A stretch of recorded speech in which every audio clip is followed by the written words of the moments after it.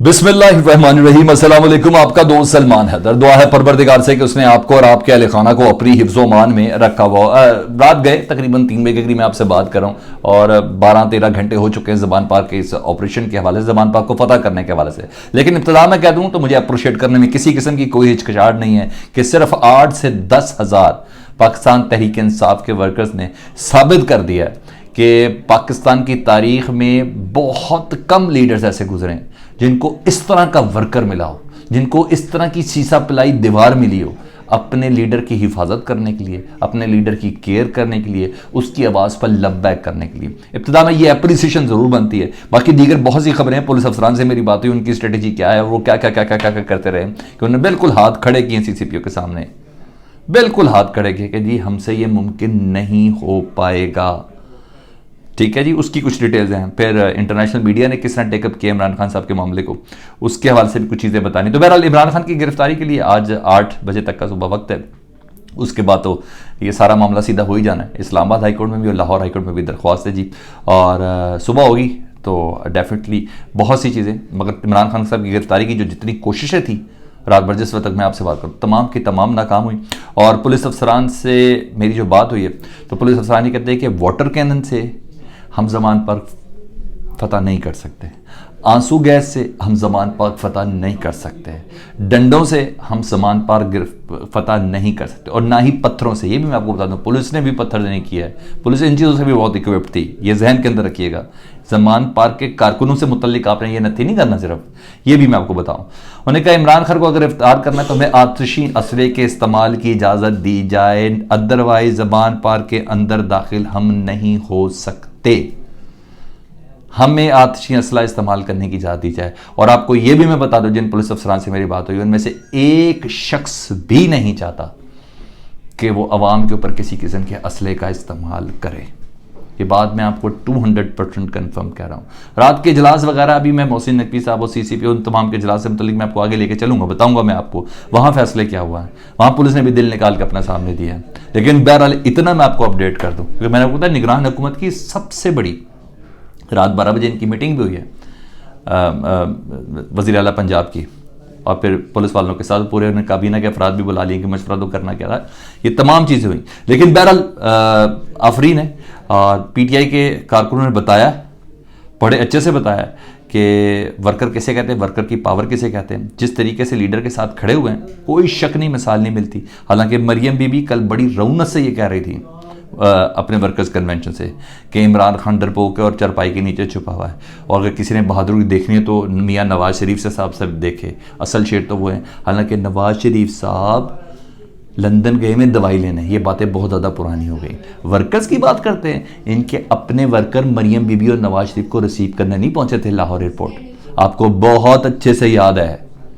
ये वर्कर किसी खुशनसीब लीडर को मिले, यार इतना इतना प्यार, बंदा वैसे ही ऐसे वर्करों के लिए सदके वारी चला जाए। इनके अपने वर्कर नहीं पहुंचे थे, बल्कि वर्कर के अपना सगा भाई नहीं पहुंचा था, इनका सगा भतीजा नहीं पहुंचा था एयरपोर्ट पे जब नवाज शरीफ और मरियम बीबी वापस आए थे कुलसूम नवाज को दूर छोड़ के।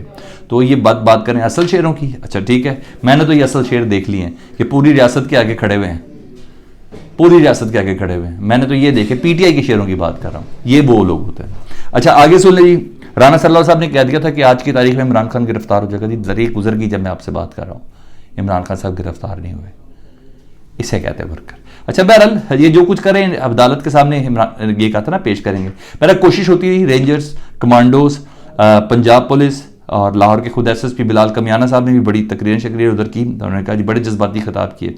और एक और बात जो मैंने कहा था, ये जुमला बड़ा मैंने संभाल के रखा था कि पुलिस की शिफ्टें चेंज होती रही इन 12, 14, 15 घंटों के अंदर, वर्कर की शिफ्ट नहीं चेंज हुई। वर्कर वही था जो खड़ा था।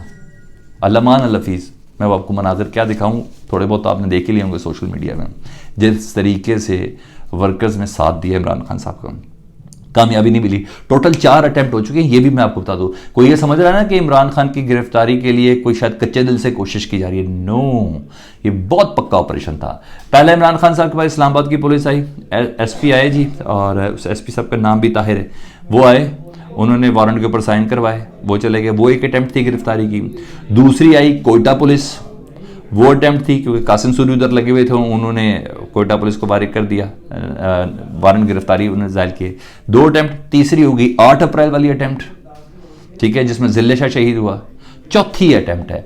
तो 4 अटैम्प्ट हुई हैं जमान पार्क में इस पिछले 7 दिनों के अंदर या 6 दिनों के अंदर 4 अटैम्प्ट हो चुकी है। तो ये पूरे पक्के पैर आए थे, ऐसा कभी भी नहीं हो सकता, ठीक है, कि ये अटैम्प्ट हुई हो, फ़ज़ाई निगरानी हो रही हो हेलीकॉप्टर से। सिर्फ डराने के लिए नहीं होती फ़ज़ाई निगरानी, एक चीज़ ऐसा कभी नहीं होता कि पहली बार शेलिंग इमरान खान साहब के घर के अंदर हुई है।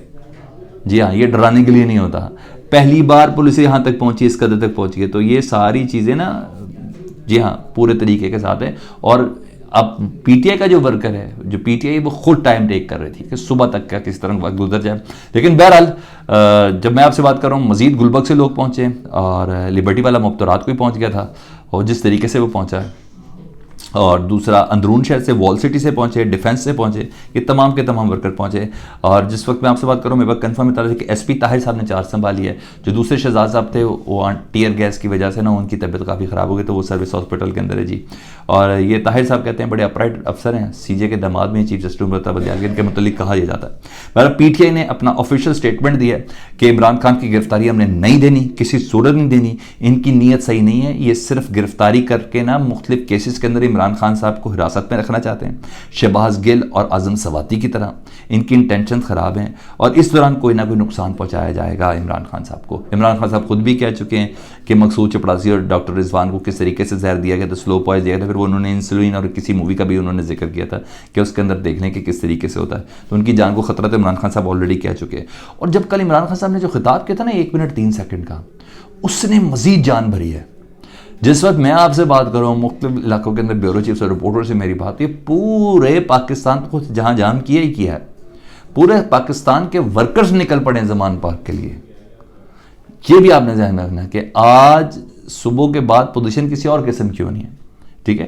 तो यहाँ तक है। तो पुलिस, उन्होंने बहुत कैटेगोरिकली पाकिस्तान तहरीक इंसाफ ने अपनी ऑफिशियल स्टेटमेंट दे दी कि हमने गिरफ्तार नहीं करना।